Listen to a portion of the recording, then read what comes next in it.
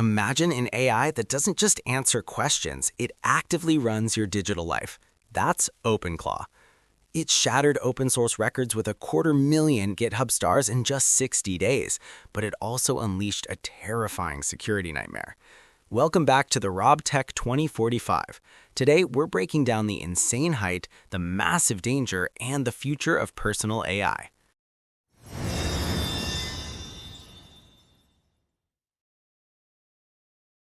So what if you had a personal AI assistant that could actually run your digital life, not just answer questions, but take real action for you? Well, that's the whole promise of OpenClaw, a project that just exploded onto the scene. But with that much power comes a whole lot of risk. So is this thing a total game changer, or is it just a security disaster waiting to happen? All right, let's get into it. So take a look at this number, 250,829. What is that? Well, that's how many stars a brand new open source project got on GitHub in just 60 days. For anyone who doesn't live on GitHub, stars are basically how developers vote for projects they find interesting. And trust me, getting this many this fast, it's pretty much unheard of. And this chart really puts that number into perspective. I mean, we're not just talking about a big number in a vacuum. Right out of the gate, OpenClaw's growth blew past legendary projects. We're talking giants like React and even Linux itself. It seriously became one of the fastest growing open source projects in history, all thanks to this perfect storm of insane hype, real utility, and a little bit of chaos. Which, of course, brings us to the big question. All the hype, all the stars on GitHub, what is this thing? What exactly is OpenClaw that it managed to capture the attention of the entire tech world like overnight? Okay, so before we dive into OpenClaw specifically, we gotta get on the same page about what an AI agent even is. This is not your typical chatbot. An agent is an active player. It can literally see what's going on in its digital world. New emails, messages, whatever. And then it can decide on its own to take action to hit a goal that you've set for it. And this is the perfect way to think about it. You go to a chatbot when you need something. OpenClaw, on the other hand, is designed to be this always-on assistant that lives on your own computer 24/7. It's like having a proactive butler for your digital world, just waiting to get stuff done for you. Part of its viral fame was actually this completely chaotic naming mess. It started life as Claudebot. Then, boom, a trademark complaint comes in. So they have this frantic late-night community vote and rebrand it to Moltzbot. That name didn't really land, so just a few days later, it became OpenClaw. And the funny thing is, every single name change just created another wave of articles and posts, keeping it in the headlines for weeks. Oh, and by the way, just a quick heads up.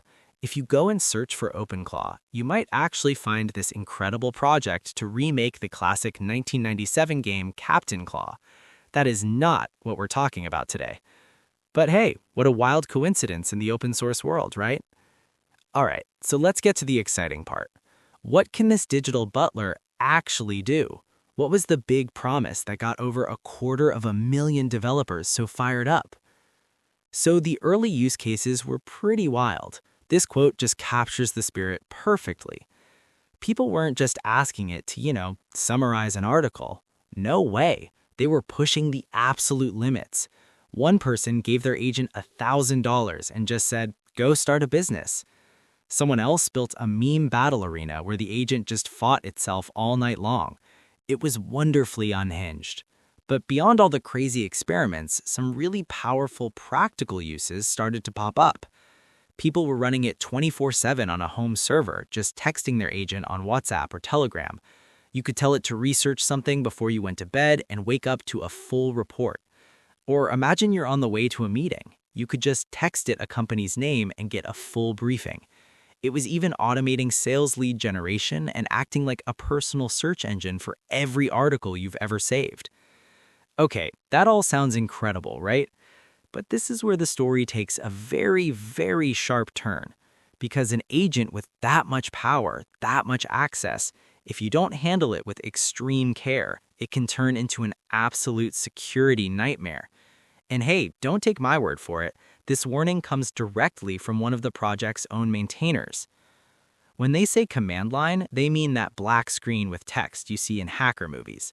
No buttons, no graphics, just raw commands.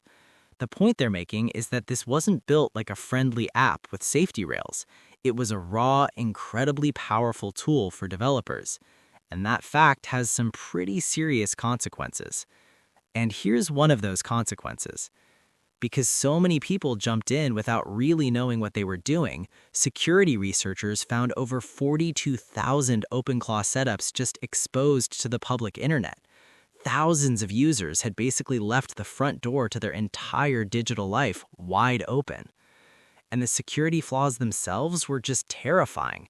First, there was a critical bug that let attackers run any code they wanted on your machine. Then you had the community marketplace for skills or plugins, where audits found nearly 1 in 5 contained malicious code. By default, the agent had free reign over all your files. And to top it all off, it stored all your API keys and passwords in plain text.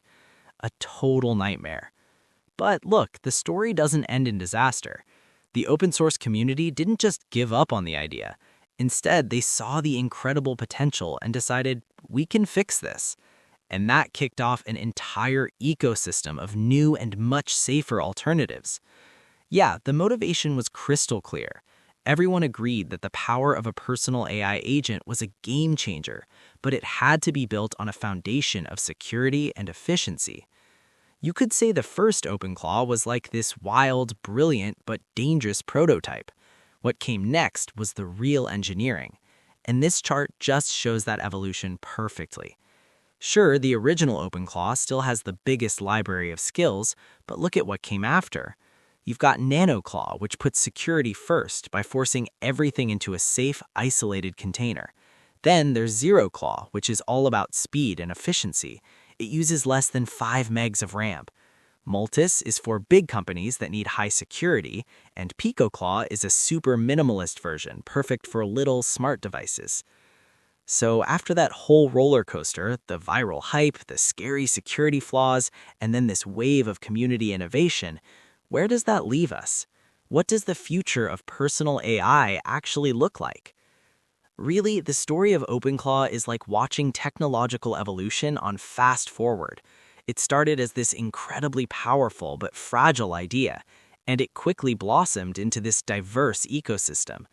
The conversation has clearly shifted from, hey, can we even do this? To, okay, how do we do this safely, efficiently, and in a way that puts the user back in control?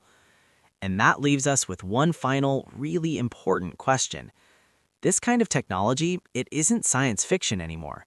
Personal AI agents are here. But as we keep giving them more and more power over our digital lives, we have to keep asking ourselves, who's really in control? Personal AI agents are officially here. But as we hand over the keys to our digital lives, the real question is, who is actually in control? Drop your thoughts in the comments below. Hit subscribe and drop a like to stay ahead of the AI curve. See you next time.